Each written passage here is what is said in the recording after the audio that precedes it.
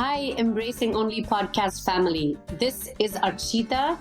We are introducing impact moments, actionable insights that highlight the best and powerful learning moments and wisdom from our past episodes of incredible guests.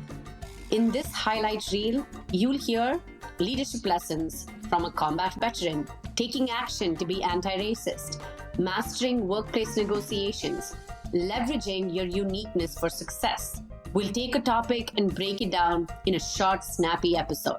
So click on the link in the show notes to continue listening to these impact moments with our amazing guests.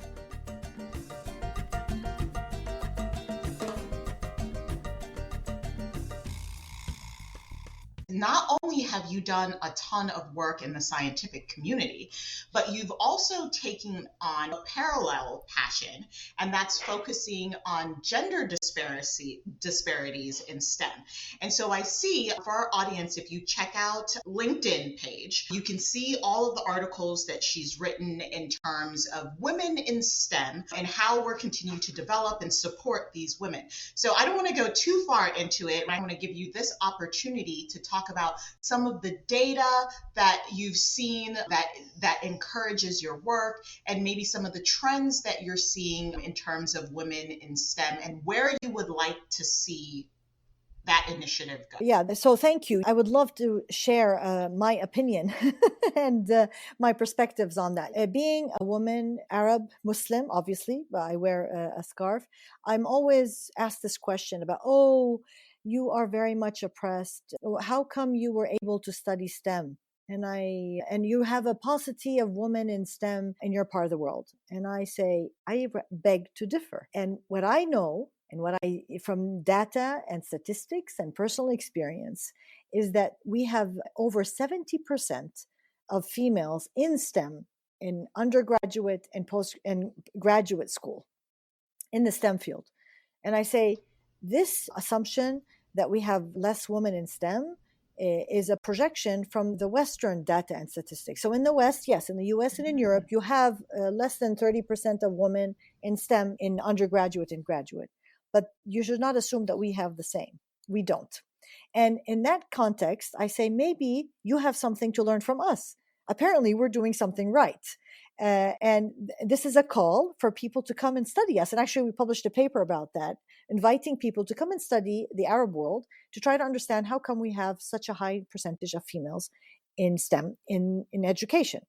Now, but I tell them, there is a global problem that is not specific to the Arab world, that is present in the US and Europe, in MIT and in Harvard, the epitome of success and advancement. And that problem is that we have all across the board less women in the workforce. And not only in STEM, in law, in business, in politics. And this is a global problem that everybody complains from. And I say, so let's take a pause there and say, why is that? And I tackle this challenge as a scientist. So I say, what the first hypothesis that everybody puts forth to try to explain this phenomena, this global phenomena, is that women are not educated enough.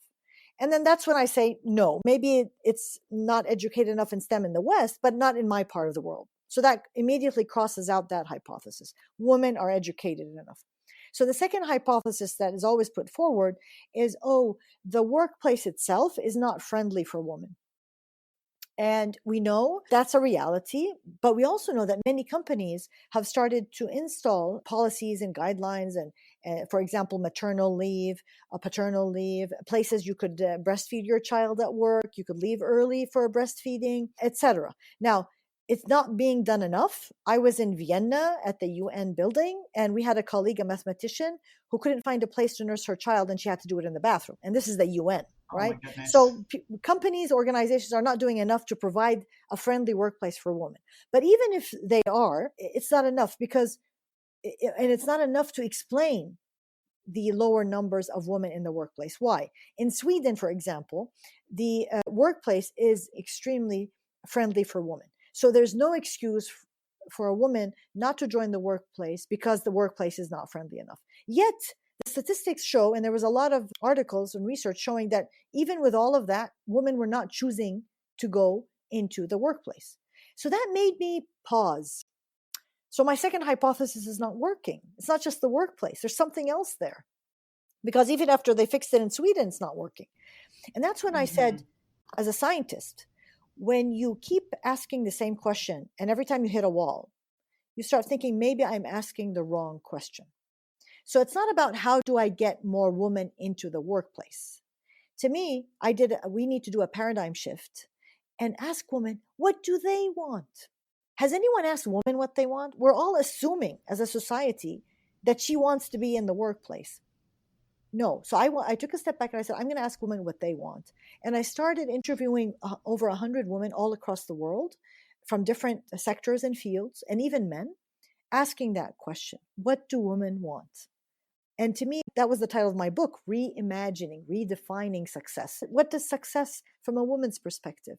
And from a woman from different cultures, not just the Western culture, from an Arab culture, from an indigenous from Latin America, from India, from China, from the Bantu tribes in Africa. How do each woman in her society and community, how does she perceive success?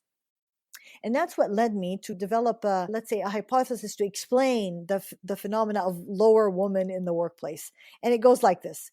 So the workplace as we know it today was developed by men for men when the Industrial Revolution happened. So before that, it was an agricultural community. The whole family was working. Everybody was working in the fields, right? But then with the Industrial Revolution, the man entered this workplace that was away from home. And he designed it according to his priorities. So he goes to work from 8 to 5. It's about how much he earns. He's not worrying about being pregnant or caring for the kids or cooking because somebody else was doing that. And that was the workplace he created, and that's fine. But when the woman entered the workplace in the beginning of the last century, when the world wars happened and there was no men in the industry and women had to go in, women didn't say, wait a minute, this workplace does not fit us. We want to change it because our priorities are slightly different. No, we tried to fit into the mold. And so I say we did as women, we tried to fit the mold and denied ourselves that difference, that biology. And so we hide we're pregnant. I've interviewed professors at MIT now, this is now, where they do not want to share with their colleagues that they're pregnant or that they want to go home and check on their child because they would appear to be less serious about their work. What does that tell us? Or when Facebook and Apple offers to freeze the eggs of their female employees till they're after 40, what does that tell me as a woman to deny myself who I am because I want to be more like a man? So the measurement of success is male-centric, and the gender who's still measuring is the male. And it's like that famous cartoon where all the animals are lined up and a guy is saying, can you climb a tree? And if you climb a tree, you get a tick. If you can't, you're not successful. What about fish? They can't climb a tree, so they're not successful. They are, but it's just you're using the wrong measurement. And so from that, I ask in a call that we should ask women what they want.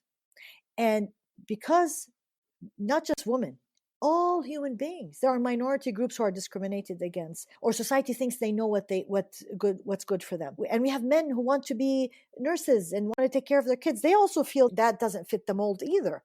Humans are different. Each human has a different DNA from the other. And therefore, one would assume our definitions of success are going to be different as well. And so why can't we offer a diversity of definitions of success that are diverse as we are as humans, and celebrate each one of them? And therefore, for women, because we're talking about women, maybe I want to be a CEO and I should be respected and celebrated for that. But also maybe I just want to stay at home and take care of my kids, and I should be celebrated and respected for that, or anything in between. I want to change my priorities at different stages in my life. So I don't want to just be stuck with one. Maybe I want to have my kids in the first 10 years of my life, and then I want to become a scientist or a CEO, or vice versa. I want to be the CEO now and then have my kids later. But I should have the freedom to do that. So when they talk about feminism, they talk about equality, and then they talk about equity, and then they talk about liberation. And I say, but nobody asked me if I want to play that game. I want to have the freedom to choose what I want to do. And we, as women or as even human beings, we deserve to have that. And I believe, and not just I believe if women or every human being is given the freedom to choose what they want, they will excel because they're doing what they love and what they want, and they will be happy. And when you're happy, everyone around you will be happy. So that's my kind of thesis, so to speak, that I share in my book, The Five Scars. I love it. And I think I can't help but starting to think how this applies in the corporate space. And I'm an engineer as well, a mechanical engineer, far cry from a scientist for certain, but I'm following your thought pattern, right, with your thesis and then how you're proving out these theses. And where I always start to struggle is how you create an environment that's good for everyone within a construct like the corporate space, because you have to have incentives, you have to have standards of performance, you have to have career pathing, you have to have all these things that fall into the HR space as we think about creating the system that we call corporate life. And if you have a system, like speaking as an engineer, if you have a system, it has operating parameters, and the operating parameters can't be so loose that it works for everyone all the time. You're gonna have kind of your bell curve of some people that do well in the system and some people that don't. So when you think about applying your thesis to that system that we're specifically calling the corporate space right now, how do you see that playing out? No, that's a great question. First of all, what I described is the old system, let's say. I want to call it the old, or the existing system that comes from an old system that was designed, like I said, during the Industrial Revolution. And frankly, it hasn't changed much. And the excuse is always that you can't change it because there's all these guidelines and parameters and it's impossible. But I want to beg differently, saying, first of all, COVID has shown us that those things that were impossible suddenly became possible. So where there is a will, there is a way. And I think if we have more women creating these policies and reimagining what this system could look like, then we have an opportunity there to create something new. And this new, it's going to be system change. It's going to be dramatic. It's not going to be a Band-Aid and a fix here and a fix there. No, it's going to be a whole demolition of the old system and creating a whole new world that we have to reimagine together. And it's possible. COVID has shown us that's possible. What it's going to look like, I don't have all the answers, but I can tell you that's the path we have to go down. And we're going to have to do trial and error, just like the old system. But we have to own it and we have to take charge of it. And we have to say that's the only way forward.